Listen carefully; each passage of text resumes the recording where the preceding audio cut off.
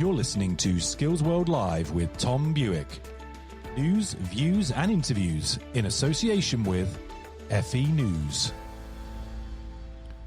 Good evening. We've made it to the end of another traditional working week. Welcome to Skills World Live.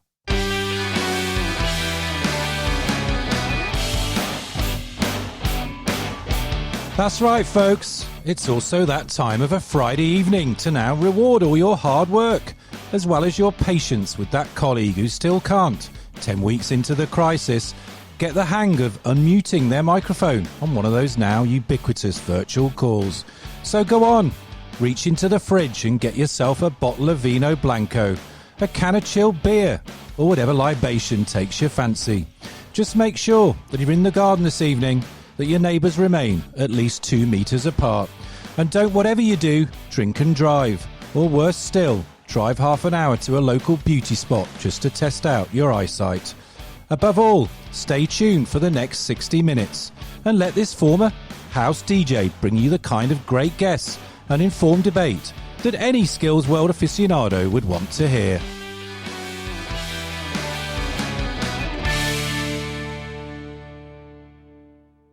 And talking of aficionados, we're just so excited in the Skills World Live team that the response we've been getting to the show, the ratings and podcast downloads continue to go through the roof, all because of the show's editor, Gavin O'Mara, has launched a new hashtag, FE Workout.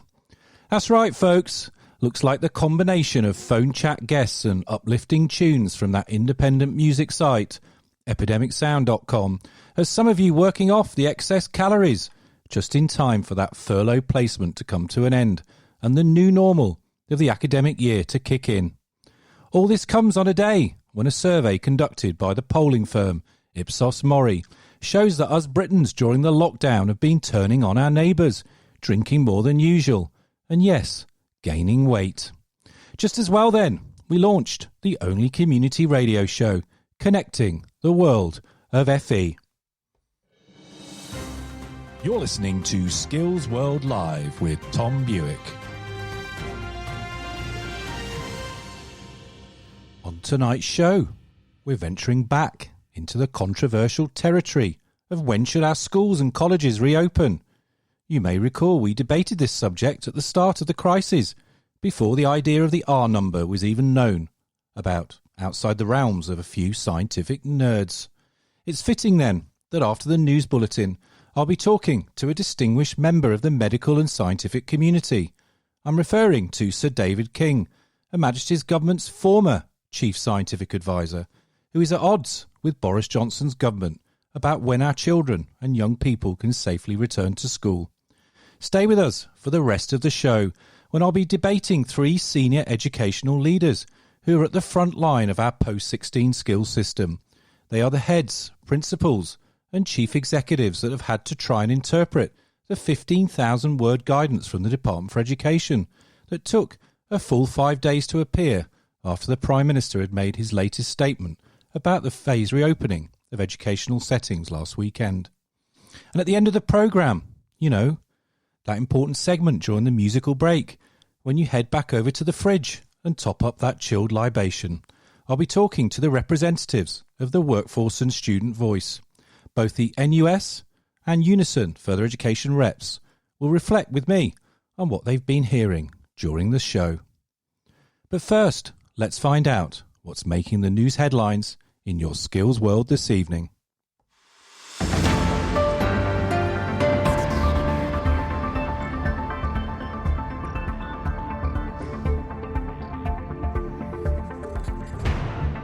The former Chief Scientific Advisor to Government, Sir David King, has said that it's still not safe for schools to reopen on the 1st of June.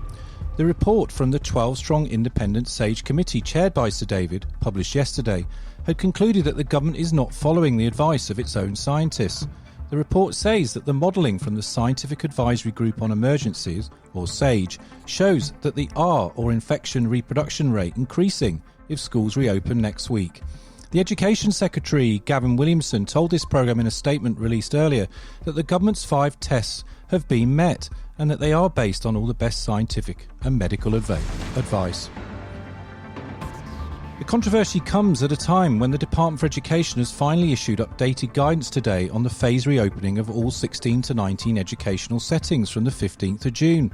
To avoid the spread of the virus, the DFE says that learners attending face-to-face lessons should be limited to a quarter of the overall intake at any one time. Skills World Live has secured an exclusive interview with Sir David as part of tonight's show. In other news, the latest apprenticeship data published today shows the continued decline in employers taking on apprentices in England. In March, the month in which lockdown restrictions began to emerge, apprenticeship starts fell by nearly a quarter.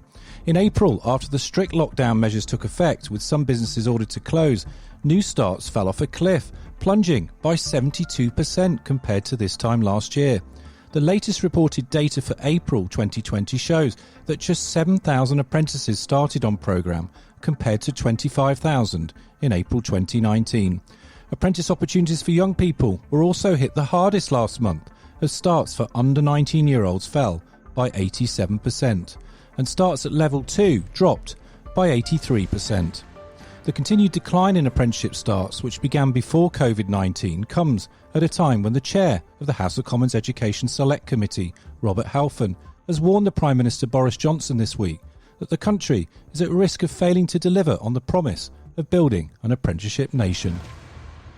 Finally, a leading student engagement insight company, Dig In, revealed in research published today that shows 76% of university students in the UK think that their degree results will be negatively affected if lectures are moved online during the next academic year. 70% of UK university students are opposed to the idea of moving lectures online, with 43% saying they hate the idea.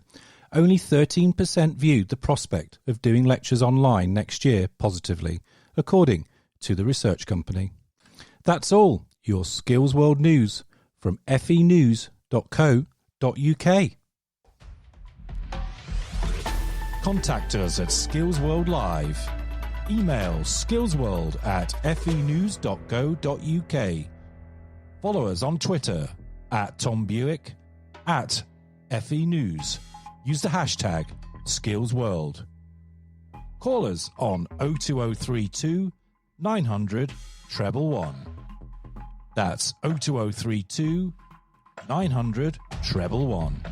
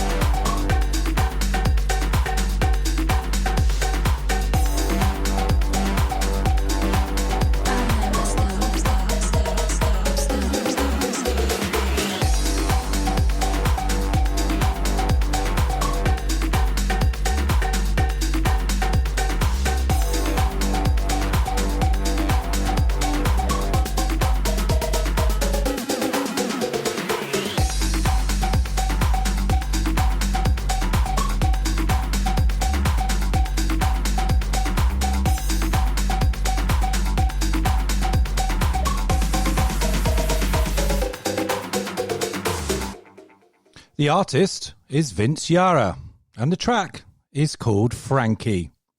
Now, to kick off tonight's big debate, we're asking the question, are our schools and colleges COVID secure? And crucially, is it safe for pupils and students to commence face-to-face lessons again? The Prime Minister Boris Johnson and the Education Secretary Gavin Williamson say that they've taken the advice of their own scientists and medical officers, and that the 5 key tests they have set for partially relaxing the lockdown restrictions have been met. As a result, the government wants to see educational settings from primary schools to sixth form colleges begin to open from the 1st of June.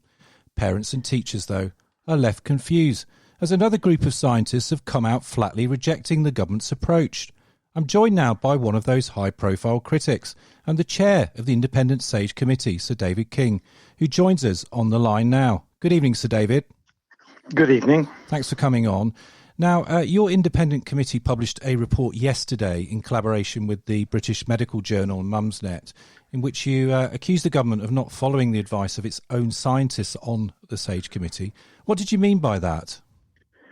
Well, what we meant by that was that the SAGE Committee has now published its reports, and in those reports they very clearly state that they had looked at 7 different models for the reopening of schools, and in fact the government is not following any one of those 7 models. That's the first thing. So it hasn't been, what we're now seeing in action hasn't actually been modelled by SAGE.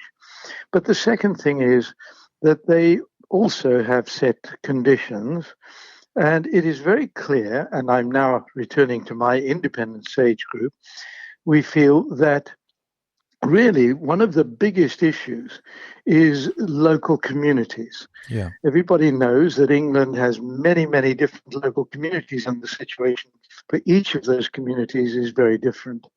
Sure. And we think there should have been a much closer listening to what local communities have to say, engagement with local communities.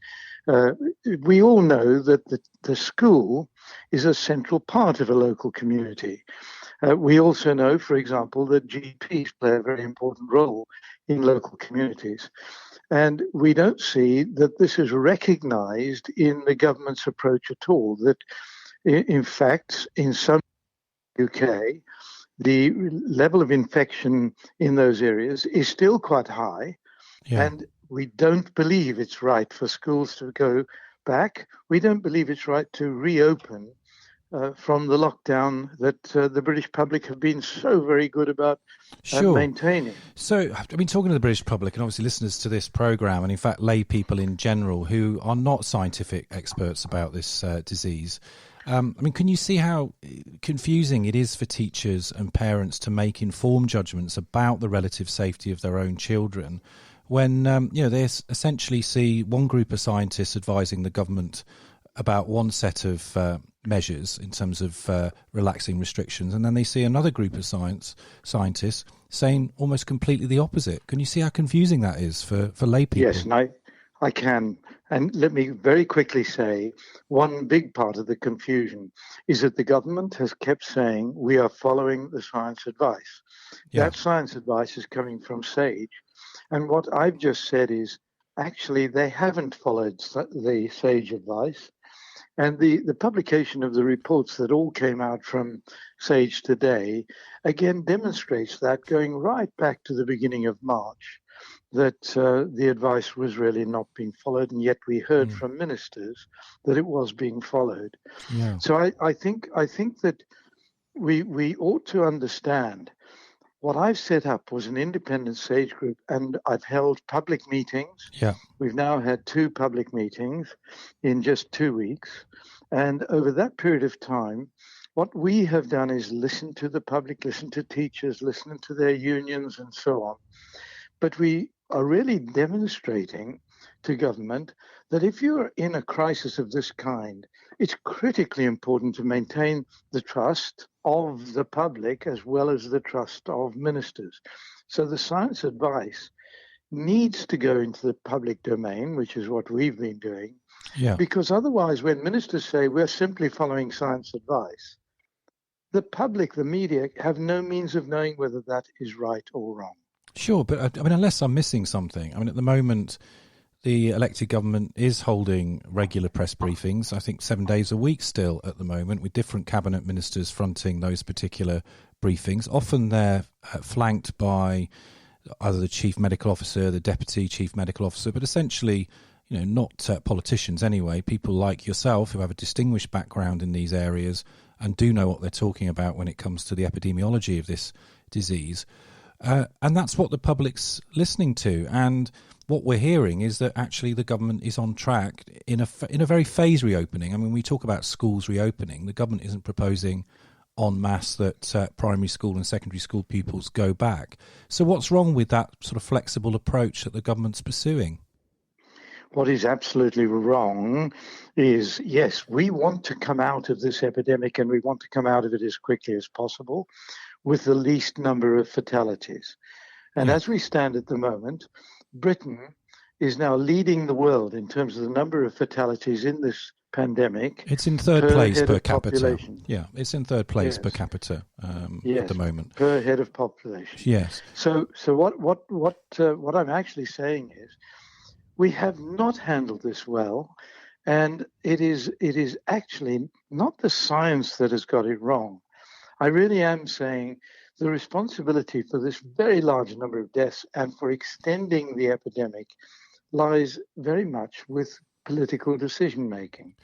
The science advice goes into the politicians, but we all recognize, by that I mean all of us scientists recognize, the decisions have to be made by the politicians. Sure. We are not the politicians, as you were saying. So there is no way in which we can anticipate that we are going to be told this is all down to your work that we're doing this. Yeah. So if we now look at where we are we ready to come out of this pandemic? We need, first of all, a lower level of infection in the country in order to manage this. And to manage it means that everyone who is showing the symptoms must be tested. And then if they are found to have the disease, we have to trace all of the people they've been in contact with over the previous 14 days. And once we've tracked those people, they have to each be put into isolation. Now, that's an enormous task if you've got around 100,000 infected people in the country. Sure. So you have to wait until you can manage that. Yeah. And the latest data I've seen from the scientific community is that apparently around 1 in 15 of the population have probably already been infected by COVID-19. And you mentioned the importance of testing, tracking and tracing. Yeah, I thought it was interesting that this ONS and Oxford University study found that 70% of people that tested positive for COVID-19 in their study had no symptoms. In other words, it might just be unrealistic to think that we can combat the problem purely by sophisticated testing, tracking and tracing when people may not even be aware that they are infectious. I think in your report yesterday you referred to children as potentially institutional amplifiers. Yes, the reason why children are institutional amplifiers is not because they are visibly suffering. They are not saying, I'm feeling ill and I need to be tested. It's because putting 30 of them or even 10 of them into a classroom and exposing a teacher to that group of kids means that the teacher is exposed and might go down. Then, of course, the children go back and each one of them has the potential for giving it to their parents or whoever else is in the household. So it is an amplifier in that sense. But sure, but they could be amplifiers just like adults can be amplifiers, completely asymptomatic. I mean, this study here has found that 70% of people tested by the ONS Oxford University study just didn't know they had any symptoms at all. So I'm just asking you, someone that's an expert on these things, how is tracking and tracing and isolating in that scenario going to work particularly effectively? Because people do need to have some inkling that there's something wrong before they're going to start alerting the medical community. You're quite right. And so, first of all, let me very quickly say, if you're not showing the symptoms, you are going to be less of an amplifier for the flu virus, right? So that you are less of a problem to the community than somebody who is severely showing the symptoms. But the second thing is, you are simply demonstrating that it's very difficult to get these things fully under control. And so undoing any aspect, the lockdown has proved extremely successful. Right, so we've seen a big fall from that period when we had well over 1,000 deaths a day to several hundred deaths a day. But several hundred deaths a day is still too many. Yeah, well, right, I think a lot of people listening to this would argue that even 200-odd deaths a day is too many, and that's kind of what we're currently at. But I think the challenge for governments, particularly those that are operating in democracies with very often competing opinions and advice, not least obviously there's scientific advice about all the medical and clinical risks, but there's also, advice from business and from people who just want to, protect their livelihoods and don't want to join the mass ranks of the unemployed. I mean, just one final kind of thought and question to you. Can I just answer that David, point? Yeah, please do. Because I think it's very important. The quickest way to get us back into full economic operation is to get the epidemic over as quickly as possible. Right. That is the quickest way. Yeah. That is also the way to get the least number of fatalities. There's a lot of nonsense talked about putting a death against the economic losses. It's got nothing to do with that. If we open up everything now, we will go right back into that exponential acceleration of the epidemic, and then we'll have to go back into lockdown, and the whole thing will take much longer before we get back to economic normality. So it's not as if there is a challenge between what the scientists are saying and what the business people are saying. We all want to get out of this as quickly as possible. And if I was to give you an example, in Greece, they went in towards the lockdown, having spent the month of February getting ready to go into lockdown when they heard about the epidemic emerging from China. And they got in shipments of equipment for their hospitals and so on to manage the epidemic. They went into the process of lockdown before they had a single death. Yeah. They have had a total of 150 deaths, and now they are out of the pandemic. Sure. So we could have been doing that. Yeah. I mean, I think there's no question, and as you say, when you look to the experience of other countries, although they're different types of economies, they're not necessarily at the heart of transport hubs, they're not as open as economies and societies as Britain is, but still, it's obvious that the social distancing restrictions and that very clear stay-at-home message absolutely worked. We flattened the curve. Right. I mean, after all, the government built at great public expense, but it was necessary, several of these Nightingale hospitals, and to my knowledge, not a single one of those critical beds was used. So I think, to the government's credit, they did what they needed to do to try and plan for potentially the worst case scenario. In the end, we've managed to stay under the curve to the point where we haven't had to use that additional critical bed capacity. The government has said as part of its 5 tests that it's now safe to at least begin relaxing, not completely opening. It's not like a light switch and they've just said, right, all kids back to school next week, all college students back to school. They're saying it's a phased reopening. So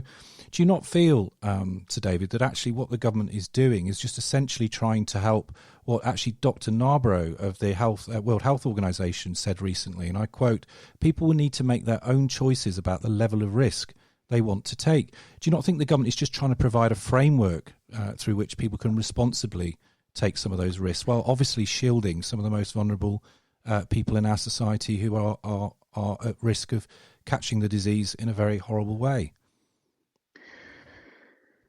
In what you've just said to me, there's so much that I disagree with. Well, please, right? please disagree with it. I mean, I'm trying to put. So let me just take you back. Yeah.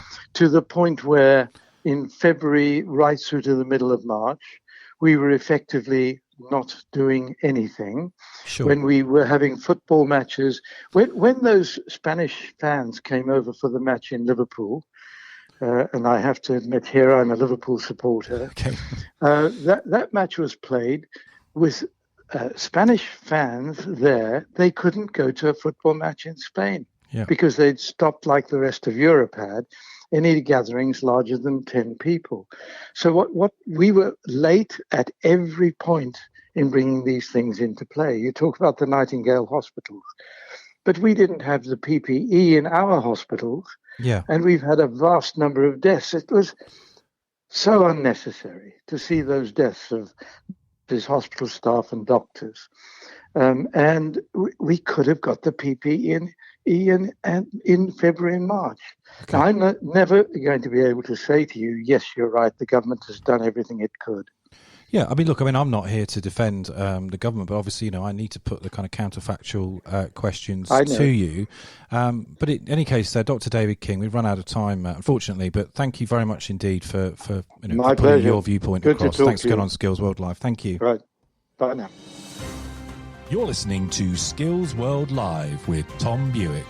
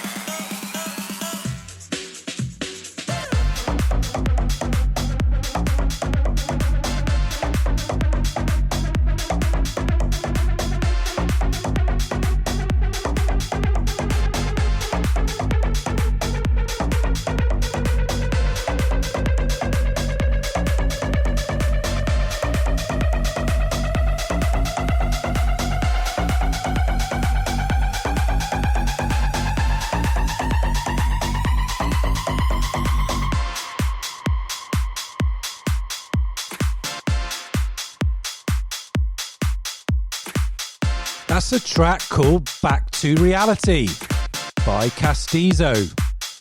And if that doesn't get your Friday night going, folks, nothing will.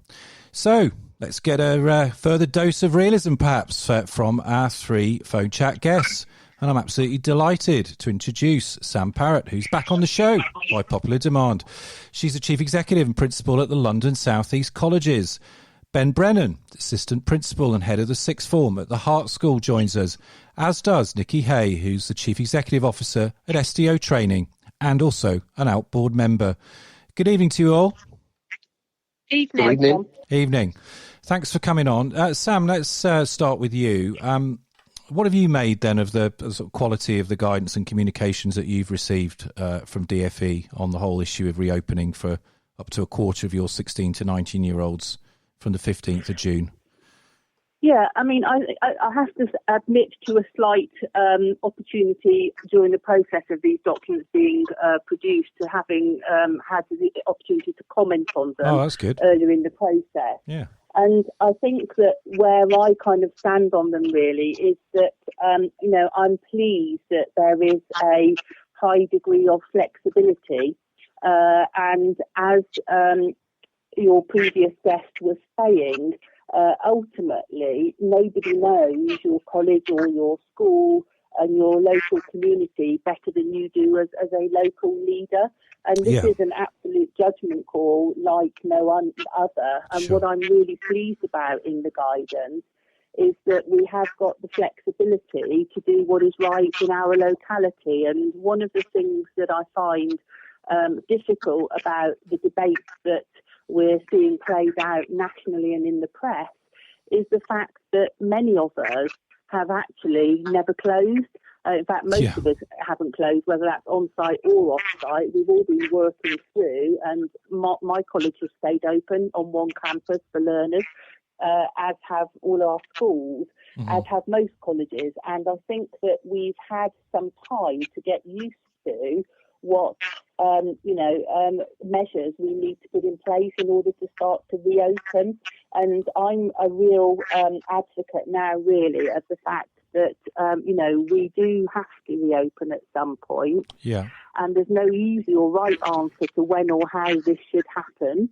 Yeah. And safety must be paramount for staff and students. Yeah. But I think we do have to focus on what can be done rather than what can't be done in terms of preparing our students and our staff for the new year. Absolutely. Well, I think that's a really strong point you made about, now's the time to focus on perhaps what can be done within the flexibilities of the guidance that the government's issued, as opposed to what can't be done. I mean, I think part perhaps of the frustration of just talking to Sir David King there is that it seemed to be from the position of just things can't be done rather than things can be done. Now, Ben, the unions, as you know, are really not happy about the idea of more teachers and pupils going back to school.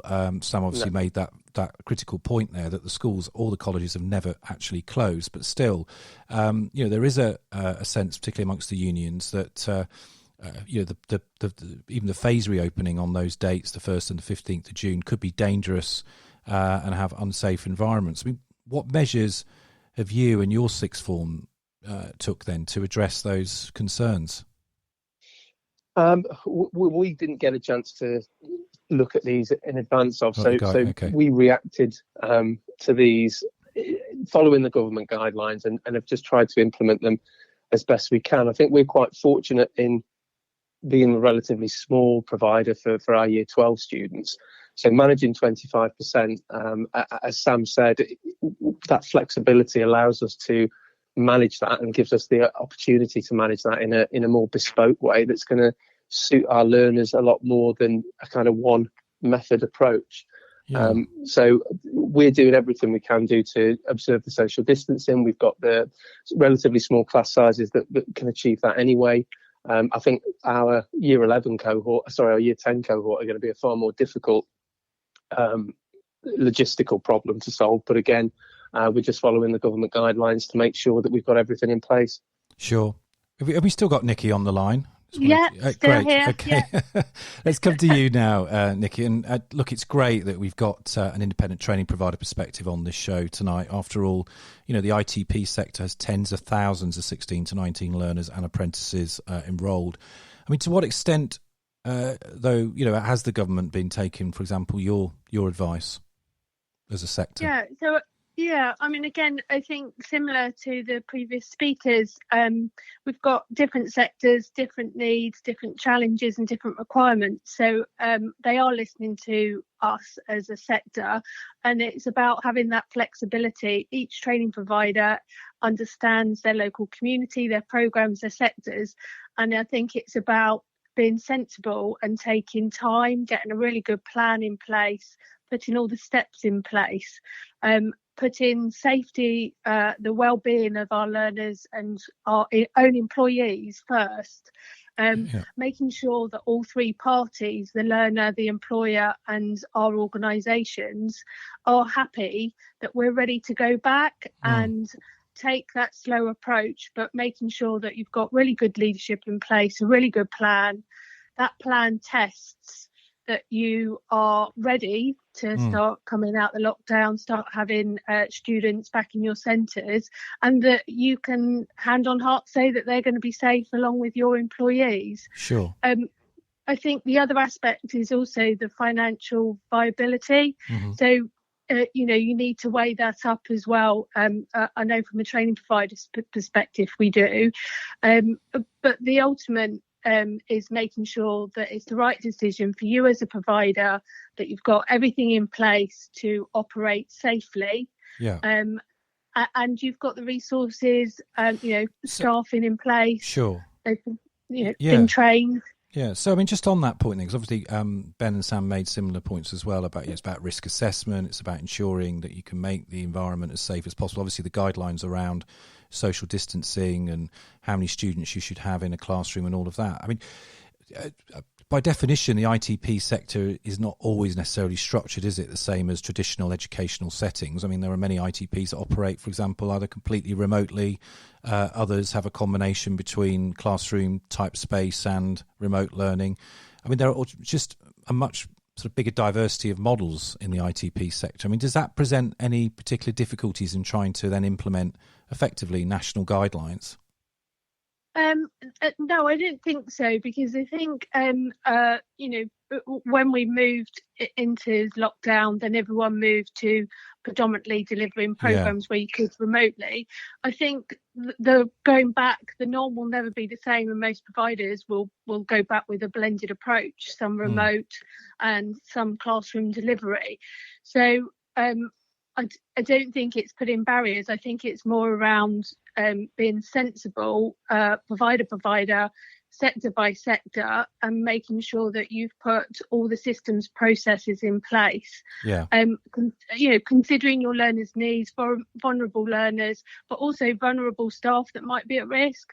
So it's we've had to deliver remotely programs. So when I talk about financial viability, it's really important because we've been delivering programs remotely, probably through platforms like Zoom, WebEx, Teams. Yeah. So then you go back to the classroom, and then you might have, a small class of 4 in the classroom, then 4 that you're delivering remotely on Zoom, 4 that you're delivering on WebEx. It's about making sure for you as a business, you go back at the right time. Absolutely. And look, it just shows, doesn't it, how in the end, and I think that, and coming back to you, Sam, I mean, you made this point, I think at the outset, that it's got to be about these fine judgments that you as educational leaders need to make in the best interests of your students and your staff. I mean, take this point about up to a quarter of 16 to 19-year-olds coming back into physical learning environments. Will there be any prioritisation, Sam, for you as a college in terms of where people are in the examination cycle, for example? Will those students be able to come back sooner than perhaps those that are less exposed to examinations? Will it be a case of apprentices being treated on exactly the same level as those pursuing the general qualifications route? I mean, or it just depends really on your heads of department and the particular circumstances of your college. That's probably been one of the hardest to plan, really, because obviously we've been waiting for the off-qual advice to come out. We've been waiting for the final government advice. So, I mean, knowing that this was coming, 3 weeks or so ago, we developed some shaping principles around what it's going to be like, what we need to do to reduce risk, how we'll manage students, what we expect from our students if they attend, and also what we expect from our staff and learners, and which we're going to start inviting into campus. And obviously those who've got EHCPs have had an open invitation since the start of lockdown to attend, and we'd like to, we're expecting some of that will increase, although many of those are shielding and many are vulnerable and therefore will elect not to come back to campus. But in terms of our own planning, I mean, those who've got EPAs and skills very sort of practical observations. They are our priority. We were initially anticipating they were coming back from the 8th of June. They'll now be coming back from the 15th. And then in addition to that, we've got to now think about the process between now and the end of term of bringing all remaining study programme Year 1 learners onto campus for face-to-face learning. And we've developed some Head Start 6-week programs we were intending to deliver for all of them to close the gap and to prepare for September. And that will be a combination of face-to-face and remote learning. Okay. But also there are other categories like those who are more vulnerable, those with mental health issues. And so our safeguarding team have also identified other students who are not in those priority groups, but for whom it's beneficial to return to college. Okay, great. Ben, I mean, you're head of a sixth form college, so I'm assuming that in terms of the profile of learners that you're looking after, they'll be on the general kind of qualifications route, you know, the GCSE and A-level route. I mean, to what extent have they coped?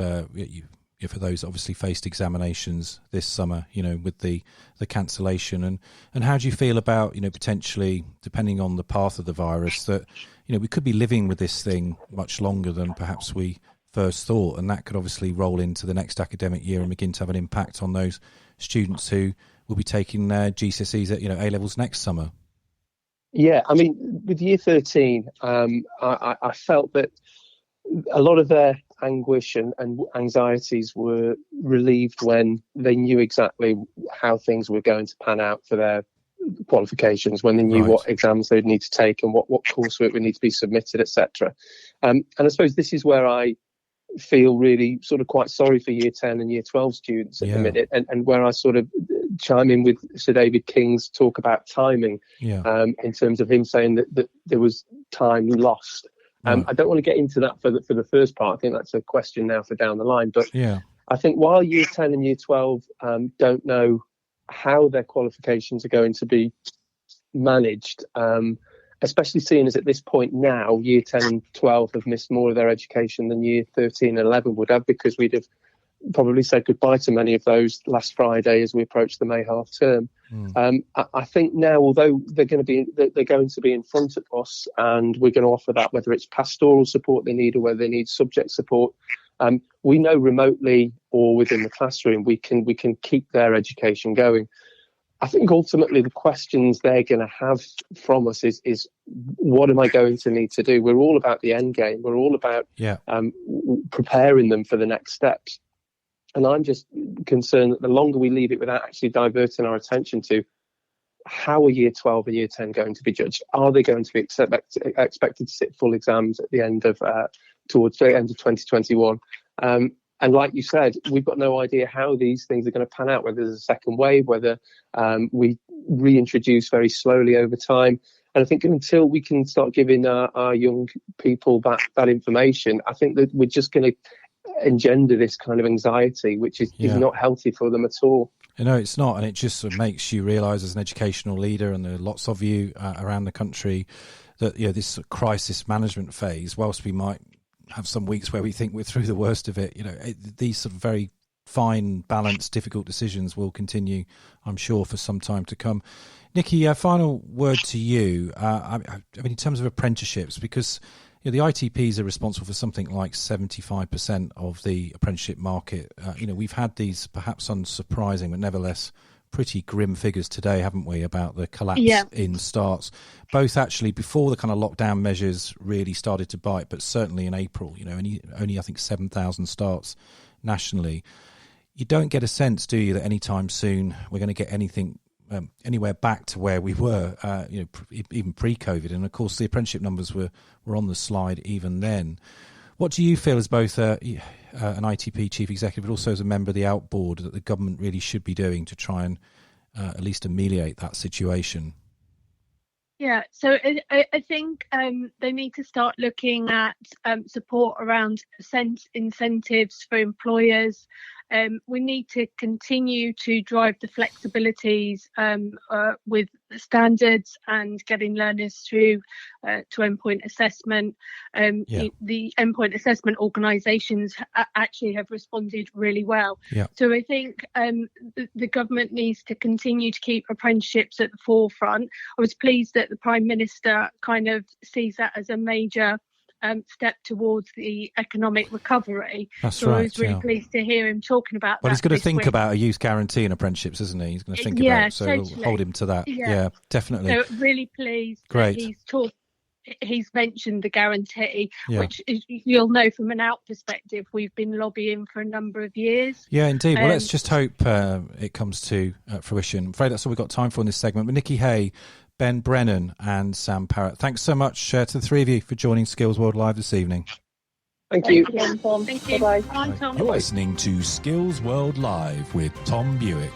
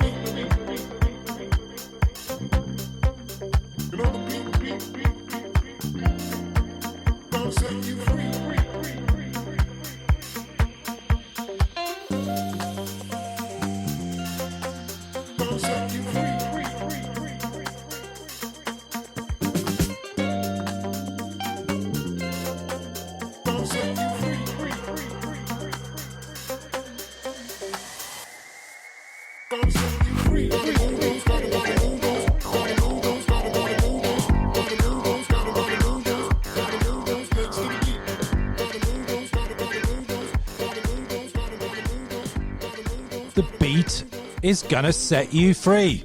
That seems like quite an appropriate track to be playing on Friday night, the start of your weekend. Hopefully another, certainly looking like it, another sunny weekend for most of the United Kingdom. The artist there from epidemicsound.com is called Duckmore. Now, to close this segment and tonight's big debate, which has been all about, is it safe to reopen our schools and colleges? It's really important, I think, that we now get a perspective from the learner voice, from also workforce representatives. So I'm delighted to be joined on the line by Juliana Mohamad Noor, who is the FE representative for the National Union of Students. I remember many years ago I was a member of the NUS myself. And Leigh Powell, who is the UNISON official in Education and Children's Services, who leads on further education. Good evening to you both. Good evening. Good evening. Juliana, let's start with you. What then is the NUS position on this whole issue of the phased reopening of further education?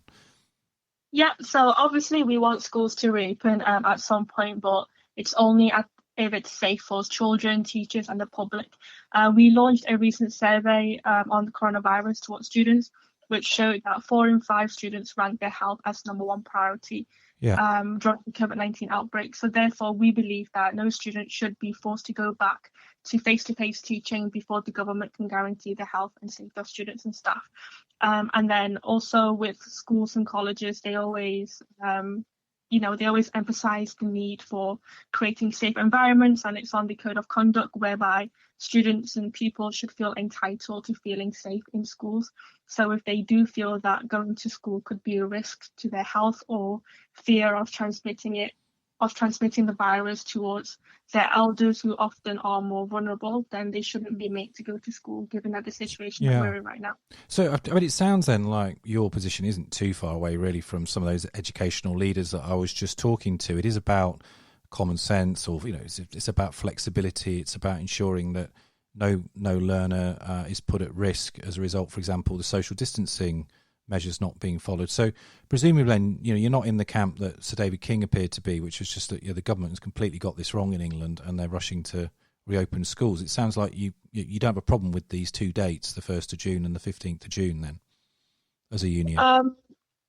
So looking at the current situation that we are in at the moment, there's, for example, if we look at the NHS, there's not enough resources for the NHS, and we can't quite guarantee that there'll be enough resources for essential workers or even for staff in colleges or in schools. So we feel that it is a risk to, students' welfare at the moment, given the situation that we're in at the moment. Okay. And if we take a look at South Korea, for example, we saw that, South Korea are currently in the process of reopening schools, and they found a spike in new cases after 40 days of not receiving any coronavirus cases in the past. So the main factor for this is schools reopening, which led to the increase of people going out, people being in close proximity to another, which therefore transmits the disease. Sure. So, I'm glad I clarified that then. So, it sounds like actually the NUS position is you're not particularly supportive of even this phase reopening at this stage until other metrics and other kind of guarantees are provided by the government. Leigh, your union has been one of those teacher unions, I think along with 5 others, that's called on government to guarantee, in quotes, the safety of your members in respect to COVID-19. I mean, how realistic do you think it is to make a demand like that of the government? Okay, if I could just begin by correcting you, Tom. UNISON is a support staff union. We represent over 50% of staff in colleges who are doing roles such as technicians, learning support assistants and people like that. Okay, well, thanks for clarifying that. Cheers. Yeah. Okay, there are 2 teaching unions and 3 support staff unions, and we all communicate together regularly, and we have come up with 5 tests that we want to see, 5 things that we think, when they're in place, that colleges will be more safe places for staff and for students to return to. And I chose one of those tests, which is that the government's got to guarantee the safety. I just wanted to work through with you how it goes about doing that. I mean, what does a guarantee of somebody's health look like in an educational setting? I don't think we're looking at the same 5 tests. We've never said anything about guaranteeing any sort of safety. We've said that we want to see much lower numbers of COVID-19 cases. And at the moment, yes, they're lower than they were, but they're nowhere near low enough. They're not even as low as they were when we first went into lockdown. So we certainly want to see fewer cases. I mean, the scientists... We'd want to see... Yeah, go on. Sorry. We'd want to see comprehensive testing in place. And yes, testing has improved, but again, we're not there yet.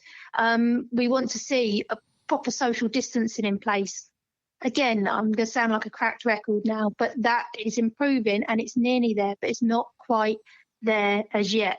I mean, I was a bit surprised earlier, Tom, when you said that the unions are not happy about colleges reopening. Of course we want colleges to reopen. They're our members' jobs. They're our members' livelihoods. We want to see them open, but only when it is safe. Yeah, I think that's the key point. I'm saying you're not happy about the timetable that the government has put down. I mean, obviously, this is only a timetable at the moment that applies to England.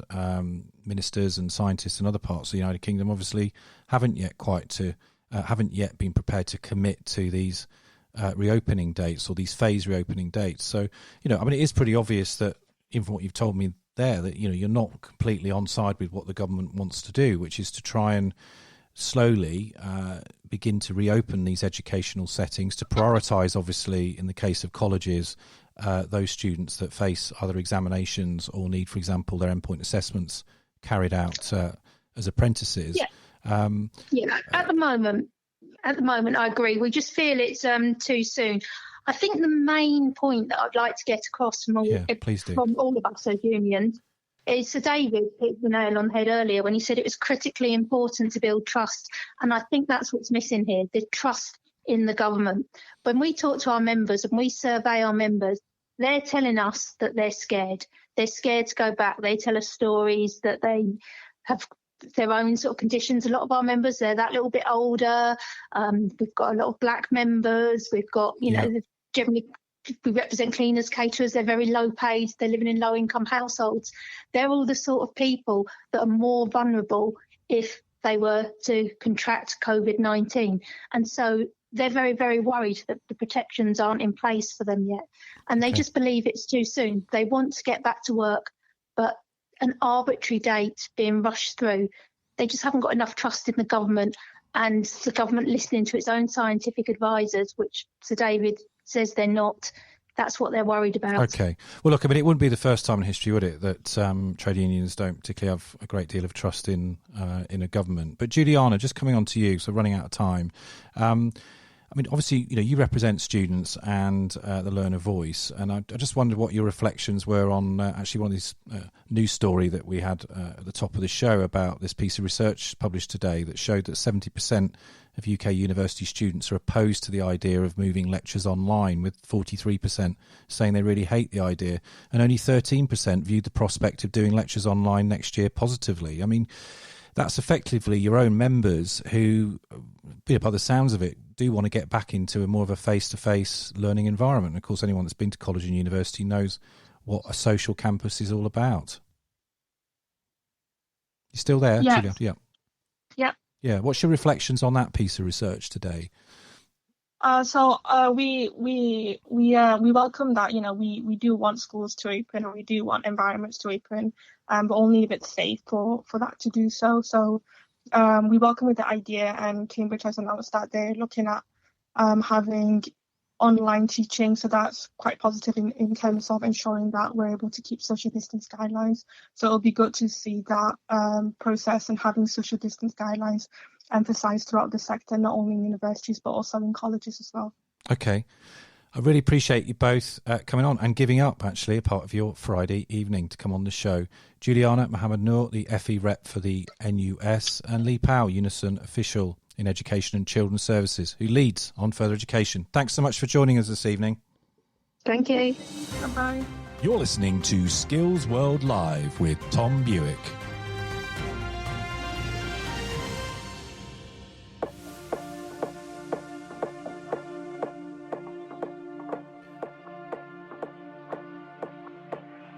Another cracking show.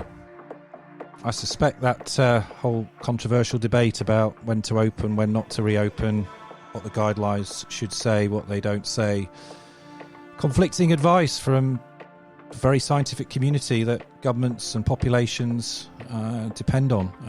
There's obviously not necessarily always clarity there. Anyway, don't forget to A, enjoy your weekend, but B, join us next week, which will be our last week of nightly episodes before we go to the weekly format, which we'll be saying more about that in due course.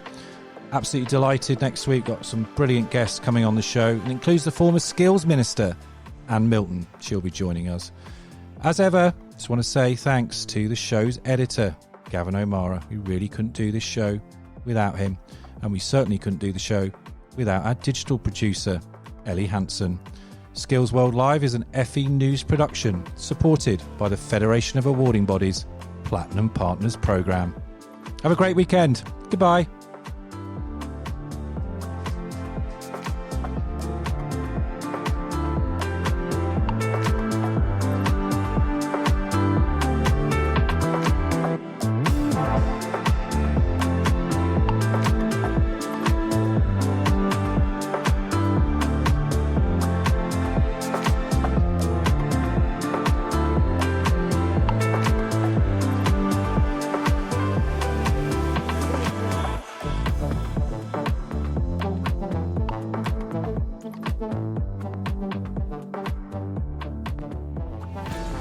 Subscribe to Skills World Live at fenews.co.uk/Skills World.